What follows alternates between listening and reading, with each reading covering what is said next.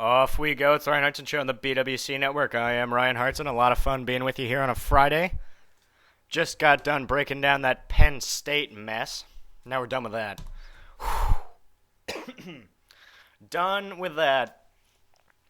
And we can move on to the National Football League. Week 10 in the National Football League. It's going to be a lot of fun here, breaking down everything in Week 10 in the NFL with you. And we move on. We got a few storylines. I wrote them down this week. I did. I wrote down the storylines. And now we've got big-time NFL action. Great games this week. Finally. The early part of the NFL schedule was god-awful. And now we've got this part of the NFL schedule, which is tremendous. And let's get started with, there's a game played in San Francisco. The Giants and the 49ers. And I think the big question is, because a lot of people just assume, instantly, the 49ers are the second best team in the NFC. Okay, I'll give you that. Well, let's look at the teams. The Giants and the 49ers. Giants, 49ers, they both run the ball. They both try to run the ball. They want to be run-first teams. Both teams play great defense. Both teams try to play great defense. Both teams want to be built from the defense down. Both teams have great offensive lines. Both teams have nice receiving cores, not great receiving cores. What's the difference? The quarterback position. Eli Manning is a Super Bowl winning quarterback. He is finally playing like it. Eli has been spectacular this year. He really has. Eli has been great. I believe he is ascending into the elite level of quarterbacking. He's a little late to the party, but welcome. And I've never been too high on Eli Manning, but I think he is starting to show up, and he's awesome. I mean, he's playing like he was playing in that playoff run. He's good. He's making all the throws, and he's doing a great job. And Eli Manning looks tremendous. On the other side, there's Alex Smith, who I know he's only thrown 2 interceptions or whatever, but honestly, he throws the ball like 16 times a game. Like, are you really going to trust that guy with 40 throws? No, absolutely not. Because eventually he is going to make the big mistake, and I'm waiting for it. I am waiting for Alex Smith. I'm still waiting. I will wait until the end of time for Alex Smith to throw the big interception in the big moment. He is going to do it. He has done it his entire career. I'm not going to call him a great quarterback until they win a Super Bowl, and he's the reason for it. Can you win a championship hiding your quarterback? I think the answer to that question is no. The answer is no way. You can't hide your quarterback trying to win a championship. Eventually, he is going to have to throw the ball for the 49ers to win a game. And when that happens, the Niners are essentially going to choke on their own vomit, and the other team is going to take over. Because Alex Smith will always mess it up. Always. I mean, he's a wreck. He's throwing the ball like 12 times a game right now. No wonder he's doing okay. But he's a wreck. He's a mess. I will never trust Alex Smith. So the difference is the Giants and the 49ers mirror images of each other. Eli has the better quarterback. That's why I think the Giants are the second best team in the NFC behind Green Bay. And frankly, they could be the best team in the NFC. I think they could be the best team in the NFC. The way they're playing. They do everything that Green Bay will struggle with. Their defensive line is very active getting after Aaron Rodgers. And when Aaron Rodgers throws that ball, the Giants secondary, even though it's banged up, those backups are playing really, really well. On offense, the Giants play a ball control game. I think the Giants have the formula to beat the Packers. In a playoff scenario, whether it's in Lambeau or in New York, I think the Giants would be able to win that game. I think the Giants, for me right now, Giants are the favorites to win the Super Bowl. More so than Green Bay. The Packers, great quarterback, unbelievable quarterback. Receivers are unbelievable, off the charts. The offense is off the charts, except for one play in the fourth quarter when they really need it. But other than that, they're doing phenomenal. And but that defense is awful, awful.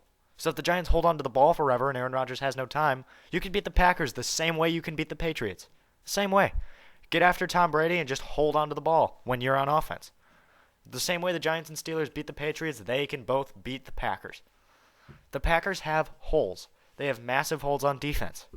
And how is Aaron Rodgers going to play in a game where you really need to play from him at the end. Remember, he really hasn't done it. So there you go. Niners, I don't like putting the Niners way up there. But if they win this game, I will call them the second best team in the NFC because you beat that team. I think the Giants are going to go to San Francisco and win. I like the Giants better. I'll take Eli over Alex Smith because the Niners are essentially playing themselves, only how they would play when they have a good quarterback. Next storyline, are the Cincinnati Bengals for real? My answer is hell no. Absolutely not. They're not for real. I'm telling you right now, the Bengals are smoke and mirrors. I've seen this before. I've seen the Bengals choke before. They're 6-2. Andy Dalton. I know. And he's great. Andy Dalton is nice. He's a ginger quarterback. That's very, very good. It's good to see. I'm happy for him. The flying tomato or whatever the hell you want to call him. Doing a great job. A.J. Green, good receiver. They play great defense. They've had the easiest schedule in the sport. I know. They've played Cleveland, Miami, Buffalo. I know they beat Buffalo, but come on. This team can't be for real. I mean, they have played dogs. Dogs. San Francisco beat them. Not for real. They beat the Titans. Big deal. Not impressed. The Titans are a mess, too. The Bengals can't be for real. And Pittsburgh is going to go to Cincinnati and hurt them. Where's that game? Is it in Cincinnati? I feel like it is. Where is it? I see it on the schedule. Are they off? They must be off. No? Why can't I read? Hello. Oh, there we go. Pittsburgh, Cincinnati. There we go. It's in Cincinnati. That took way too long. Pittsburgh is in Cincinnati. They're going to go to Cincinnati and hurt them. They're going to rip them apart. They're just going to kill them. The Steelers are going to hurt the Bengals this weekend. I don't care what you say. The Bengals are not for real. They're not. They're smoke and mirrors. What the hell is going on with the San Diego Chargers? Did you watch that game last night? Good God. Defense is bad. Offense, they can't move the ball. Phillip Rivers is terrible. Norv Turner can't make decisions.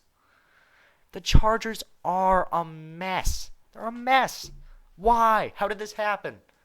Do you remember 2006? I remember 2006. Do you remember 2007? I remember 2007. Those are great years.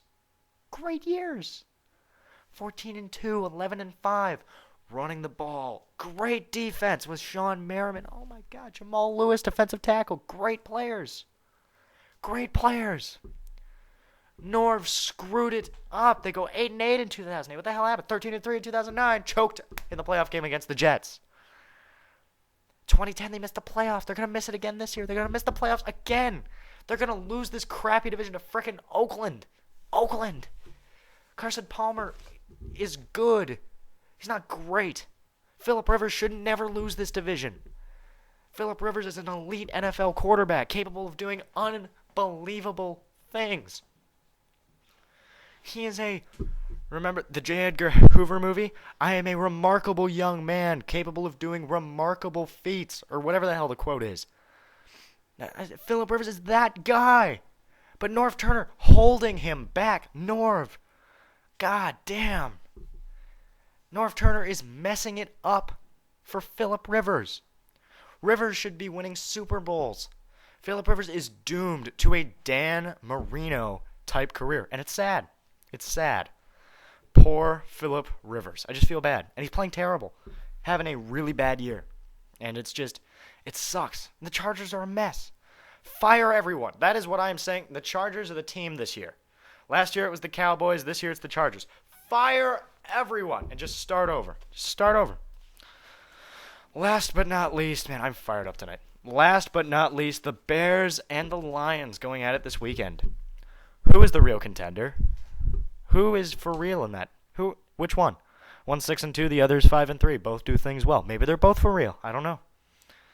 But the Bears and the Lions. Bears do a lot of things well. They do it well at home. The offensive line has been spectacular. They were great against a defensive line that has been great in the Philadelphia Eagles. On Monday Night Football, by the way. The Lions, great defensive line. Can't run the ball, can't stop the run. Stafford, inconsistent. It's in Chicago. I told you. People don't listen to me. They should. I told you the Bears will be around all year. Despite what we think of them, they will make it hard for teams all year because they play such a terrible game. The Bears are unwatchable. They're unwatchable. And yet they win. They just find ways to do it. And they make it really tough for teams. That's the sign of a good football team. They will make it hard for everyone. And the Lions, it looks like a letdown game for them. Bye week, 45-10 in Denver. Bye week, stinker. It's a stinker. The Bears could really handle their business, and all of a sudden, everybody's 6-3. And both teams could make the playoffs. I think Atlanta's going to be the one to sneak in, honestly, because they could sneak in. Matt Ryan gets hot. Boom. That could happen. And it's interesting. Interesting thought. But Bears and Lions. Which one is the real contender? We will find out because, they play each other. So there you go. Those are your Week 10 NFL storylines. Coming up, we'll break down all the bad games in the NFL. Then we'll do the good games, and then we will pick the games. It's the Ryan Hartson Show on the BWC Network.